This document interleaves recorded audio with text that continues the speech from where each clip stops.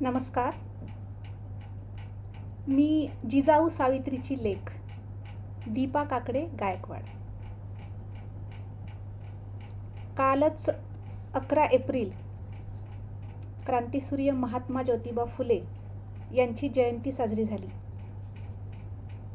संत Gadge Maharaj, doctor Babasaheb Ambedkar, संत तुकडोजी महाराज यांच्या कार्याला याच वर्षी शताब्दी वर्ष म्हणा किंवा हे द्विशताब्दी वर्ष चालू आहे महात्मा ज्योतिबा फुल्यांचा जयंतीचं. चवदार तळ्याला 150 वर्ष झालेत.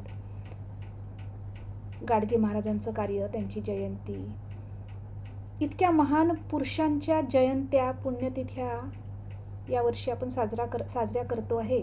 आणि एक सामाजिक सप्ताह पण आपण या निमित्ताने साजरा करतो आहे. पण सध्या देशामध्ये, आपल्या समाजामध्ये प्रामुख्याने 2 शब्दांवर खूप भर दिला जातो आहे आणि एक गलिच्छ आणि दळभद्री असं काम करण्याचं, कृत्य करण्याचं, धर्माधर्मामध्ये आणि जातीजातीमध्ये दुही पाडण्याचं, द्वेष निर्माण करण्याचं, सूडबुद्धीचं जे काम चालू आहे, हे सगळं पाहून एक शिक्षक म्हणून आणि एक माणूस म्हणून मन अस्वस्थ होतं. आणि म्हणूनच एक रचना सादर करते आहे. रचनेचे शीर्षक आहे जात नाही धर्म. रचनेचं शीर्षक आहे जात नाही धर्म. आता या शीर्षकाला नेमकं कुठल्या अर्थाने घ्यायचं ते प्रत्येक जो श्रोता आहे, जो वाचक आहे, त्याच्या बुद्धीवर अवलंबून आहे. जात नाही धर्म. तर जात काय माझी अन काय माझा धर्म. जात काय माझी अन काय माझा धर्म, गुळगुळीत प्रश्न फालतूच सारे कर्म. जाती व्यवस्था कशावर आधारित होती? कर्मावर. आज काय आहे? जात काय माझी अन काय माझा धर्म, गुळगुळीत प्रश्न फालतूच सारे कर्म.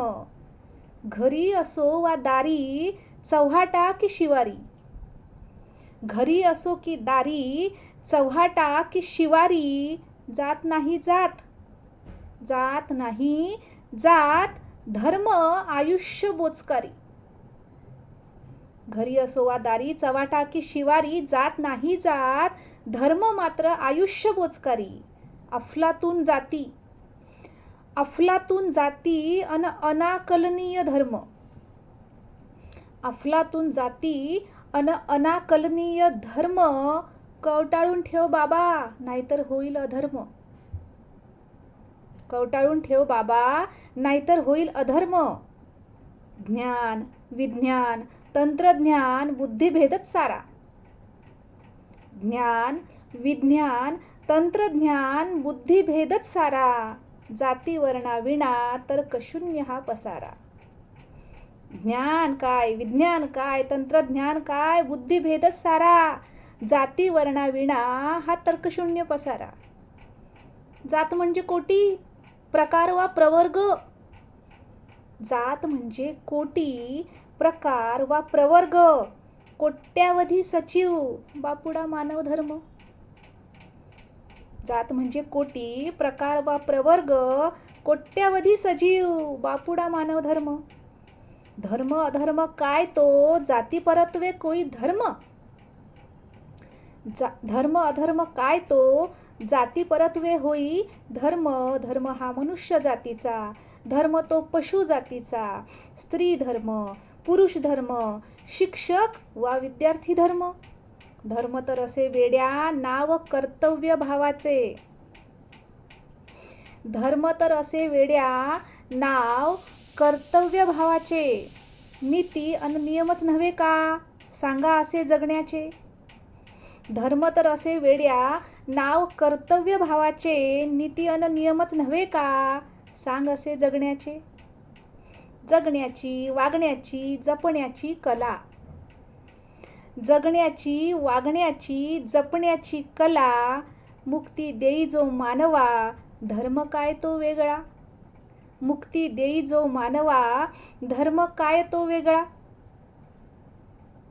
अशी ही रचना. रचनेचे शीर्षक आहे जात नाही धर्म. आत्ताच मराठा सेवा संघाच्या महात्मा ज्योतिबा फुले जयंती सोहळा आणि रमजान ईद मिलन सोहळा या दोन्ही सोहळ्याच्या ठिकाणी आज मी जाऊन आले आणि खरंच असं वाटलं की हाच तो देश, हीच ती भूमी जिथे महात्मा ज्योतिबा फुले जन्मले, हीच ती भूमी जिथे छत्रपती शिवाजी महाराजांनी जन्म घेतला, हीच ती भूमी जिथे संत गाडगे महाराज, संत तुकडोजी महाराज, संत तुकाराम महाराज यांनी जन्म घेतला. आणि खरंच आजच्या समाजामध्ये ही जी दुही माजलेली आहे किंवा माजवण्यात येत आहे, खरंच आपण शिक्षित आहोत का? आपण पुन्हा मागच्या काळात जात आहोत का? जायला हवं का? विचार करण्याची गरज आहे. आणि या गलिच्छ प्रकारापासून, या काय म्हणूया आपण, जे वाईट प्रकार चालू आहेत, माणसात भेद करणारे, पुन्हा एकत्र येण्याची गरज आहे. उगीचच इंस्टाग्रामवरील रील, फेसबुकवरील रील बघून आपण धर्माधर्मामध्ये, जातीमध्ये द्वेष वाढवण्याच्या कारस्थानाला बळी पडत आहोत. ही सद्यस्थिती आहे.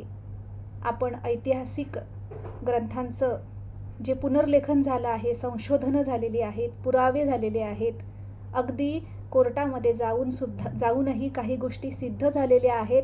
काही गोष्टी सिद्ध करण्यासाठी आपल्या इतिहासकारांना, आपल्या विचारवंतांना, इतिहास संशोधकांना ज्या परिस्थितीला सामोरं जावं लागलं आहे, त्यांच्याविषयी कृतज्ञता बाळगून गोष्टींवर, सद्यस्थितीवर विचार करावा आणि पुन्हा एकदा रामराज्य आपल्या देशात यावं, या भूमीवर यावं. आणि रामाप्रमाणे रामाच्या मंदिरात जाणं खूप सोपं आहे, पुरुषोत्तम राम म्हणणं खूप सोपं आहे, पण रामासारखं वनवास भोगणं आणि पित्याच्या आज्ञेचं पालन करून राजगादीचा त्याग करणं सोपं नाही.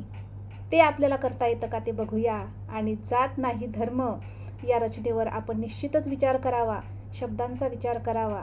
आणि पुन्हा एकदा आपणा सर्वांना या सगळ्या गोष्टी आपल्या समोर प्रस्तुत करताना मला अतिशय आनंद होत आहे आणि जिजाऊ सावित्रीची लेक असण्याचा मला खरंच अभिमान आहे. नमस्कार.